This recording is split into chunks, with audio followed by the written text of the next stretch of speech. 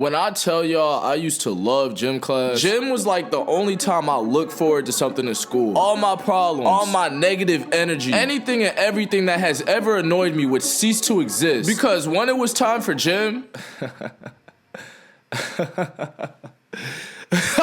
gym is where the true athletes showed up. For organized sports, I've only played basketball super competitively. But when it came to that class, I would turn into the fucking Avatar, nigga. Master of all sports-related elements. It didn't matter what unit we were in. Tennis? I guess I'm Serena Williams for the day. Baseball? Turn into fucking Jackie Robinson. The sport didn't matter. They would hit us with the most random games ever. Like, what the hell is handball, bro? It don't even matter, because I bet you I'm one of the greatest of all time at it. Yes, I was a gym tryhard. If you weren't, bro, you was not having fun. Everybody who participated knew what it was. Friends turned to enemies. I didn't show up today to be buddy-buddy. I came to straight up compete and embarrass niggas. Any chance I got to break somebody's ankles, I took it. I'm not playing with these niggas. I'm there to break scoring records. I'm there to win chips. I'm putting my heart out on the floor. I want to win MVP. By the end of my time, when it's all said and done by the bell, literally, because there's a school bell, my goal was to be widely recognized as the nigga you need on your team, regardless of the sport. But there was 3 specific games that you had to pick me up for. Because while it was cool to play all these random ass handball ass sports, the ones that mattered.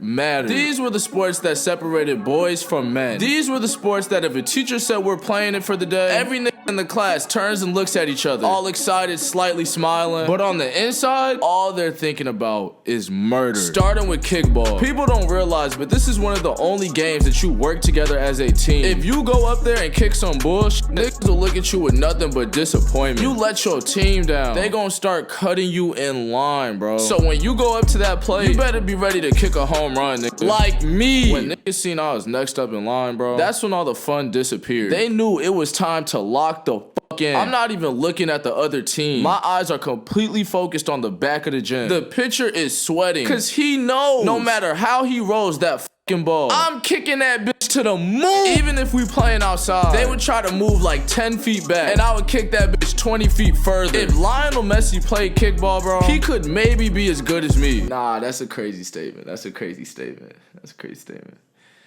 But that shit true, I won't lie. Dodgeball is number 2. It's an OG classic game, and it's probably the easiest to be good at. You just gotta throw all them balls. As long as you don't hit somebody in the head with balls and catch other niggas' balls. I know you were expecting a pause, but you're not getting it.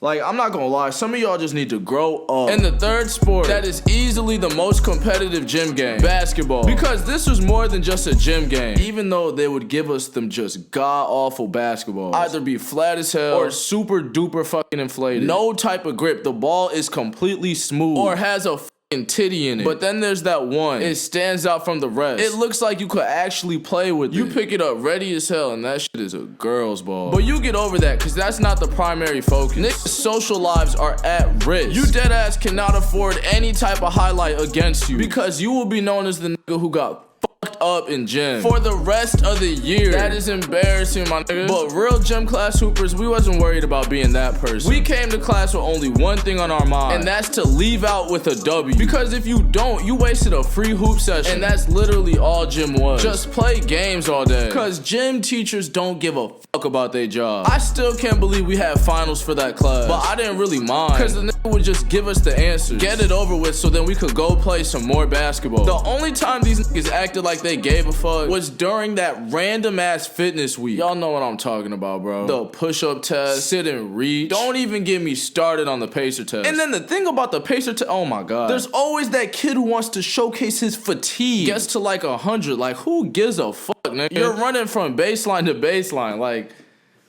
bro, you are getting 0 cool points for that. The exact same way you get 0 cool points for not participating in gym. Whoa, you're such a rebel. Bro, she doesn't care about a thing. I know, bro. She is so above PE class. Nigga.